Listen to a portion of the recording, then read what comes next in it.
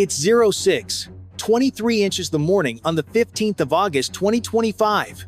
In the southern Caribbean, the air is thick and still when the destroyer USS Gravely suddenly comes alive. Sirens echo down steel corridors. Condition 3, the combat net calls. Crewmen freeze for a split second, then rush to their stations. 3 fast radar contacts are closing from the southwest small. Quick, no identification. The bridge officer confirms. Venezuelan flags. The 5-inch gun turns a few degrees, just enough to send a warning without firing a shot. Below deck, loaders slide shells into the feed, and the phalanx gun winds to life. The ship hums with tension. From the bridge, the captain's voice cuts through. Maintain course. Weapons ready. Hold fire. The radar blips grow closer. Everyone feels the vibration under their boots. They've trained for this moment, but never this close to another nation's trigger. One wrong move, and the quiet morning could explode. This stretch of sea looks calm on a map, but it's one of the most contested waters in the Western Hemisphere. For 2 months, U.S. destroyers and Coast Guard cutters have patrolled here under Operation Sentinel South, targeting smuggling routes linked to Venezuela. Officially, it's about drug enforcement. In reality, it's a message from Washington. We see everything. Strategically, the Southern Caribbean is a choke point. Ships leaving South America must pass through it before reaching the open Atlantic.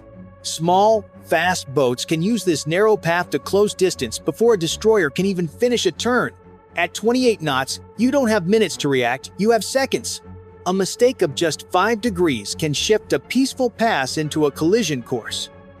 For the crew of the USS Gravely, this isn't a textbook patrol. The ship is just 14 nautical miles from Venezuela's coast, still international waters by law, but inside what Caracas calls its security zone. The US doesn't recognize that zone, and that disagreement turns every mile into a political tripwire. On board, sailors don't talk about politics. They talk about the ROE, the rules of engagement. You only fire if there's a clear hostile act or a confirmed hostile intent. A fast approach alone isn't enough. That means they might stare down a threat and still be ordered to hold. The USS Gravely carries the Aegis Combat System SPY-1D radar and missile cells sealed under the deck. It's one of the most advanced ships afloat, capable of tracking over 100 targets. But none of that matters if one human misreads a signal. Power is useless without discipline. At sea, the real weapon isn't the missile, it's restraint. And tonight, restraint will decide whether this encounter stays a message or becomes a war. From 20,000 feet above, the P-8 Poseidon cruised steady, its radar painting wide arcs over the Caribbean. Inside, Operator Riley leaned forward toward the glowing screen. Target confirmed. Speed 42 knots, heading northeast, he said into his headset. The encrypted Link 16 system relayed the data instantly to the AH-1Z Viper flying far below. Captain Harris saw the red marker blink on his helmet display. Distance: 7 miles and closing fast. Visual? He asked. Collins adjusted the infrared scope. 2 bright dots appeared, the engines of a small boat, glowing white against the dark water. 2 on board, Collins replied. Cargo deck looks heavy. The Viper dropped to 300 feet. Rotor noise filled the cabin, vibrating through every bolt and panel. Unknown vessel, you're entering a restricted area, Collins warned in Spanish. Silence. Then, the radar signal stretched the target was accelerating. They're running, he said quietly. Copy, Harris answered. He steadied the helicopter and aligned the targeting reticle. The heads-up display counted down the range. 100 meters, 50, 30. Harris exhaled once, locked the target, and pressed the trigger. The missile launched with a sharp metallic thud, vanishing faster than sight. On screen, it climbed, curved, then dove in a perfect arc toward the boat.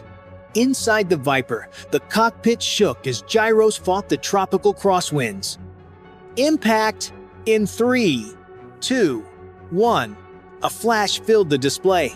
The explosion rolled outward in a ring of white foam, the sea folding in on itself.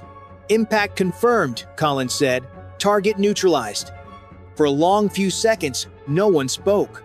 Only the low hum of the engine filled their headsets. Below them, the target was gone, replaced by fragments drifting silently across the water. On the destroyer, officers logged the timestamp: 8:44 a.m. Mission duration: 9 seconds. The report read, "Precise, controlled, successful." Yet even as Harris circled back toward the ship, he knew control rarely lasts. Because somewhere out there, someone had already seen that explosion and pressed record. If you were in Captain Harris's place, would you have fired or held back? Press 1 to strike, 9 to wait, and subscribe so you can follow what happens after this moment. At first, the Combat Information Center aboard the destroyer stayed silent. Dozens of green lights blinked steadily across the screens, each confirming a successful strike. But then, a comms officer turned sharply. "Sir, we're getting civilian chatter video feed detected." Within seconds, an image appeared on an open social channel. A shaky clip shot from miles away by a Colombian merchant ship.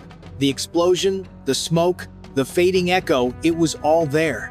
Someone had already uploaded it, and by the time command verified the source, it had reached every news desk from Miami to Madrid. The crew stared in disbelief. The ocean that had looked like victory now looked like evidence. Headlines flashed in bold. U.S. helicopter destroys Venezuelan boat in the Caribbean. The story spread faster than any official statement could catch it.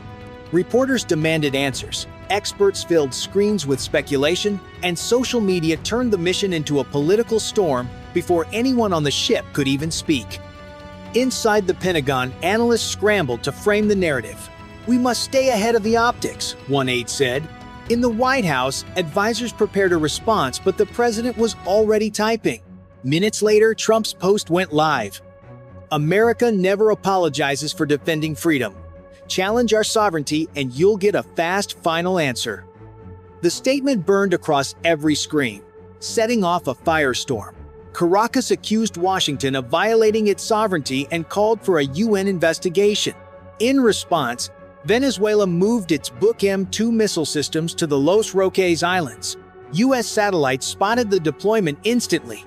Within hours, 2 F-35 Ampere's Lightning II fighters launched from Curaçao for aerial patrols over the same stretch of sea. Across the region, tension pulsed like radar. The Caribbean, once a postcard of beaches and calm, was now a chessboard under surveillance. Even fishing boats were being tracked, tagged, and cataloged. For every radar ping, someone somewhere was holding their breath. On the destroyer, Captain Harris and his crew watched the news feeds in disbelief. What had been a clean 9-second engagement was now an international headline. "We didn't start a war," Collins muttered. "Feels like we just filmed one." The line hit harder than he expected because deep down, every sailor in that room wondered if the camera had just replaced the cannon. If you think this strike kept the region safer, press 1. If you believe it only made things worse, press 9. And subscribe to see how fast one spark can turn calm waters into chaos. The twist doesn't come with a missile or a warning shot. It comes with silence. The Venezuelan boats stop advancing. They hold position, 3 dark shapes rocking with the waves. Through binoculars, sailors on the Gravely can see faces now, calm and deliberate. They're not leaving, but they're not attacking either. Above, the Seahawk circles wide. Its operator zooms in on the lead vessel, a small patrol craft with a thin sensor mast behind its bridge. No deck guns visible, but the mast tilts slightly every few seconds, scanning. It never points straight at the Gravely, just skims past close enough to feel like a stare. Inside the combat center, screens flash faint bursts of radar noise. The technicians call it painting the edge. Not a target lock, but a tease just enough to see how the Americans react. Every heading change, every radar pulse, every flicker of power is being recorded by someone on the other side. The captain watches in silence. "They're not here to fight," he says. "They're here to film the reaction." It's a different kind of battle, one fought with cameras, sensors, and restraint. If the Gravely turns too sharply, it's weakness. If she powers up too far, it's provocation. The safest move is to stay steady, even when every instinct screams to act. At 6:32, the Venezuelan boats begin a slow arc east. No message, no goodbye. Just movement the kind that says, "We made our point." On the Gravely, no one celebrates. The captain's voice breaks the quiet. "Log everything." He knows this isn't the end, only the next round waiting to happen. The Gravely holds her course, engines humming steady. The Venezuelan boats drift east, but no one relaxes yet. On board, the air feels heavier, like the ship itself is holding its breath. The captain knows that the most dangerous moment is the one right after things seem calm. That's when someone makes a mistake. Razor to one, confirm egress. Affirmative, the pilot answers. 3 hulls turning east, parallel to coastline, reduced speed. Copy. Maintain orbit 1 more pass. The helicopter banks, its shadow sliding across the sea like a silent escort. Down below, the 5-inch gun stays fixed toward the horizon, ready but still. The phalanx turret remains powered, barrels resting just off-center. Every sensor, every radar, every human eye is still locked in. In the Combat Information Center, the Aegis display begins to clear as the contacts pull away. The red outlines turn yellow, then gray. One by one, the tags fade. But no one stands down until the captain says the words, "CIC, confirm last contact beyond 10 nautical miles." "Confirmed, sir." He finally exhales. "Very well. Maintain present course and speed." The XO signs the incident log, every radar range, power level, and communication recorded. A petty officer notes barrel temperature. A sailor wipes sweat from his forehead, leaving a streak of grease. The sea outside looks calm again, but every man on board knows that calm isn't peace, it's recovery. On the flight deck, the Seahawk returns, rotors slicing the humid air. Tie-down chains clatter as the crew secures her to the deck. The engines wind down, leaving a heavy, ringing silence behind. Inside the bridge, someone finally pours coffee. The first sip tastes cold, but nobody complains. One sailor cracks a quiet joke. "Guess they blinked first."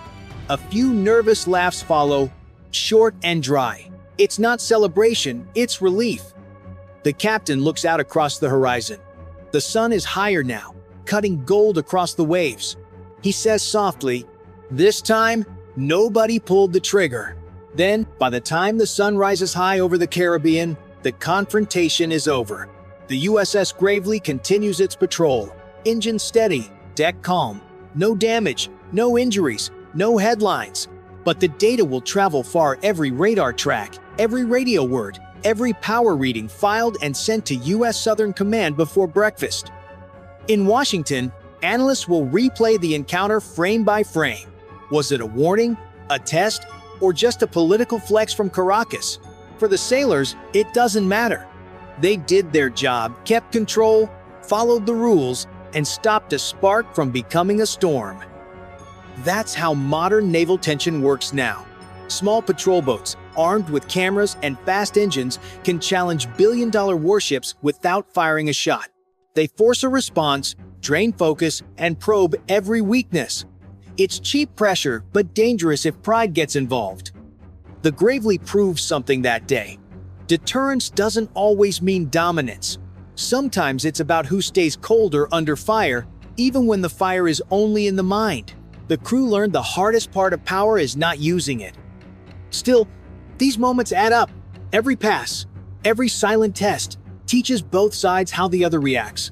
Patterns form: radio tone, timing, speed, distance, and next time, when another patrol shows up on radar, they'll know exactly how close they can get before the line breaks. The ocean may look calm, but under its surface, strategy moves like a current, quiet, relentless, unseen. As the Gravely sails toward open water, the captain finally steps outside. The wind hits his face, the sea stretches endless ahead. He doesn't smile, he just watches the horizon and says, "This isn't the last one." So, what do you think? Should the next commander stay patient or make a move first? Tip: jeden if you'd hold your fire, dziewięć if you'd show strength.